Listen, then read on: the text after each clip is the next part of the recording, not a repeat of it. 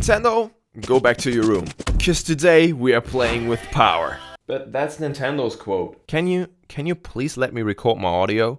A couple months ago I made a similar video about the worst game on every Nintendo console, and at that point Sonic and his friends felt safe. But today their time has come as well. We're taking a look at the worst game released for every Sega home and handheld console. So, let's waste no more time. SG-1000 Challenge Derby. When talking about the SG-1000, some people would probably say, well, the games on that thing are horrible anyways. Even though I would disagree with that statement. Games like Doki Doki Penguin Land, The Castle, Congo Bongo, etc. are actually really decent games for its time, with good gameplay and great visuals. But we're not here today to talk about the positive side of the console. The worst game on the console is a horse riding game called Challenge Derby. And by looking at it first glance, you might not understand the problem yet. I mean, yes, it looks pretty horrible, but that's not the game's issue. The thing is, you don't get to ride the horses yourself. You literally just sit there in front of your TV and watch them go. You might ask yourself, why? Well, the whole purpose of the game is that you have to bet on the horses beforehand. And that's it. I don't even want to know how bored you have to be to even think about getting a game like this, but honestly I think we all can be quite happy we never got to that point in our lives so far. Sega Mark III Master System. F-16 Fighting Falcon. The first game that actually came to my mind when thinking about the worst game on the Master System was Indiana Jones and the Last Crusade. An actual somewhat good looking 2D platformer.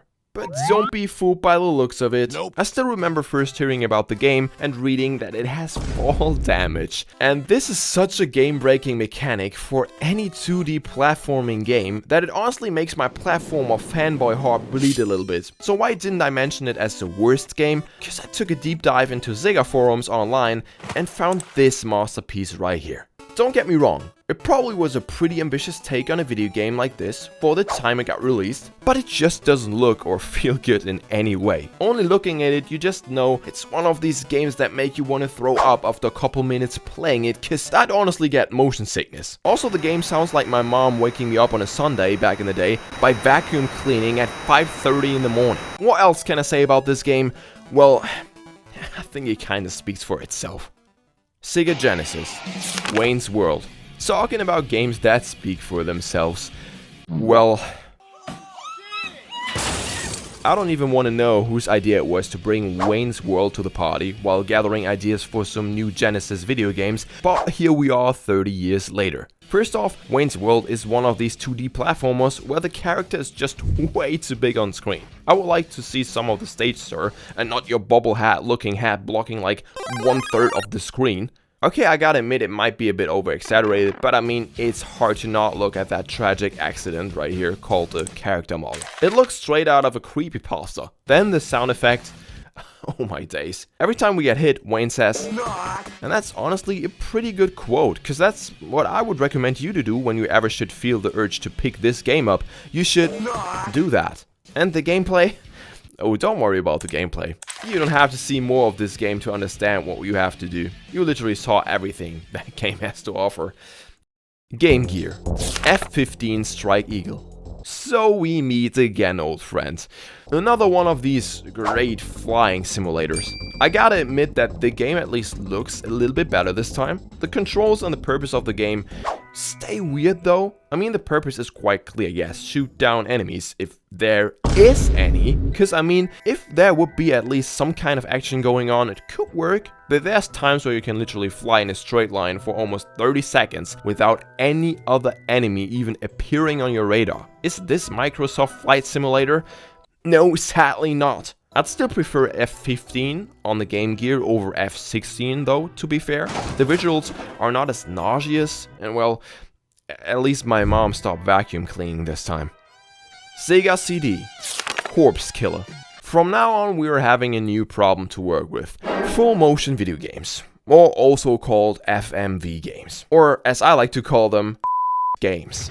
This is a genre of video games that are like 40% movie and 10% interaction, and they really didn't work on the Sega CD. You might ask yourself what the other 50% are, you know, I said 40% movie, 10% interaction. Well, there are Probably the least surprising game on today's list is this one right here. This game has a cult status nowadays, and almost everyone knows about it. The title is already a 10 out of 10. Corpse Killer? I mean, how do you kill a corpse? It's a corpse, it's dead. Okay, stop the nitpicking. The game is a mix of the classic FMV gameplay with a rail shooter gameplay type of thing. And it couldn't be any easier than that. The visuals are visualing, I guess. And the sound effects are again 10 out of 10. The most shocking thing about this game to me isn't the game itself though. It's that I saw so many people online who said that Woody is the worst game on the console. Worse than this! Woody, I'm sorry. You're a legend in my book. Sega Pico. I wasn't sure if I should include this Sega Pico, cause this one right here is not entirely a Sega console. I mean, yes it is, but also no. Huh? The manufacturer of the console is the extra department of Sega, Sega Toys, and because of that I wouldn't necessarily call this a real Sega console release. Though I wanted to mention it real quick and take a small peek at the game library of the console. Since the device is a laptop for kids with educational purposes, the games are pretty simple, but all of them actually look quite good. There's even newer renditions of the console, the Advanced Picobina and the Epico. And we even got popular names like Sonic, Winnie Pooh and Pokemon on here. And they all look really decent. So I'm not gonna name a worse game for a children's device. It's brilliant for what it is, I can't lie. Sega 32X Fahrenheit. From talking about the wholesome world of the Sega Pico, back to the terrible reality of adult life. I know it might be whack to name another FMV game in here, but this right here leaves me no other choice. In my eyes, it's even worse than Corpse Killer, and hey, might be the worst game I've ever seen in my entire life. The game's problem is not that it only looks like the worst 80s VHS tape hidden in the last corner of your local Blockbuster catching dust, it's also boring as balls. We are playing as a firefighter and we not only have to fight fires, but also have to fight the urge to just turn off the console for good. The game is way the dog, and it's the worst, most repetitive gameplay I've seen in my life. I'll show you what I mean. This is after like 30 minutes into the game, this is after like 40, and this is after like 50. You might ask yourself, well, what about the rest of the game? Well, that's it. But don't get fooled by the duration of the gameplay. This is from a long play of someone who played the game perfectly. If you don't know what to do, you might never beat this game. And honestly, you shouldn't, cause beating it would mean you are playing this piece of garbage in the first place. Sega Saturn, The Crow. If you are looking for a Resident Evil clone that feels like it was made as a homework project over one weekend by students, there you go. Oh, and I forgot to mention that the students are third graders programming on Windows 2000. The game simply does not work. It's empty, the camera work is crazy in the most negative way possible, and the enemies don't even work properly. I mean, they're supposed to attack, aren't they? But I'ma be honest, I wouldn't necessarily think that this right here would be the dude I have to attack anyways. He looks more like he's on the way home after a heavy night out, if you ask me. Okay, so let's list some things that make the game even worse.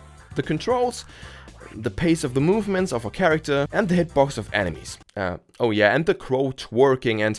Hold up, what? Okay, so I admit it would be easier to name things that make the game good. Oh, you were waiting for me to name something? Sorry, I can't. Until the next console. Dreamcast. South Park Rally. This Sega Dreamcast might be one of my favorite video game consoles, and to talk bad about it, ouch. Sadly, we are living in a world where every single franchise ever gets a kart racer. And while some of them are good, well, other ones are South Park Rally. When I first laid my eyes on this beauty, I couldn't believe it's a Dreamcast game that I'm seeing. It looks like an N64 game to be fair, and... Oh, that explains it. This is a ported N64 and PlayStation 1 game, and yes, this might explain why it looks that bad, but I don't accept that as an excuse for the game being that bad. Because that simply doesn't change the fact that the layout of the maps are just out of this world boring, that the pace is just off, because sometimes it's way too fast, sometimes it's way too slow, and that the whole game is just so basic. And even though I love the sound design of the game, I mean, listen to this. This can't hide the fact that this is one of the cheapest Mario Kart clones I've ever seen. I mean, yes, there is other modes though, like a capture the flag type of thing, and the classic game mode, find the chickens? And even though I love chickens, this ain't gonna help the game at that point. It's straight up bad. Not because it's getting me motion sick, not because the controls don't work, just because it's so generic. And that honestly might be even the only thing worse for a video game than being bad and lovable. Being bad and just boring. So now that we talked bad about Sega for such a long time, it's time to jump over to my Nintendo video if you haven't seen it yet. Thank you all so much for watching this video, and please consider to like and subscribe if you enjoyed. I hope to see you soon again, and until then, God bless y'all. Stay healthy. Bye.